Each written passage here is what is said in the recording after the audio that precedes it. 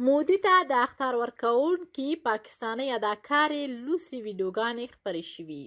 د پاکستان د هغې اداکارې چې مودي ته یې 2 ځلې د کشمیر پر سر د مرګ ډار ورکړی، تازه یې یو شمېر لوسي او شخصي ویډیوګانې په ټولیزو رسنیو خپرې شوې دي.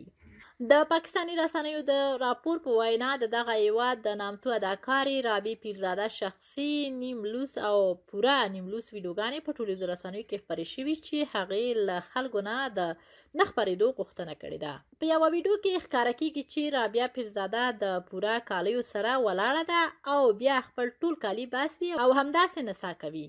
همداراز د دې ترڅنګ د هغې نورې ویډیوګانې هم خپرې شوي چې ټول بدن یې پکې لوس ښکاري. د پاکستاني رسنیو په وینا رابعې پیرزادې په دغه تړاو باندې د پاکستان فدرالي امنیتي ځواکونو سره هم اړیکه نیولې ده او ورته یې ویلي دي چې د دغه شخصي ویډیوګانو د خپرېدو مخه دې ونیسي او خپرونکي ته دې سزا ورکړي. بل لوري هغې له پاکستاني رسنیو سره په خبرو کې ویلي دي چې دا ویډیو یې په هغه موبایل کې کړې وه چې بیا یې یاد موبایل خرڅ کړ. هغه وایي که څه هم له خپل دغه موبایل نه یې ویډیو ډیلیټ کړې وه خو بیا یې بیرته را پیدا کړې ده.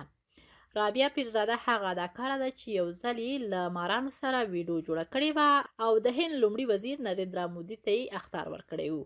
همداراز بیا یې له ځانمرګ واسکټونو سره خپل انځورونه په ټولیزو رسنیو کې خپاره کړي وو او ویلي وو چې زړه یې غواړي په نریندرا مودي باندې ځانمرګی برید وکړي.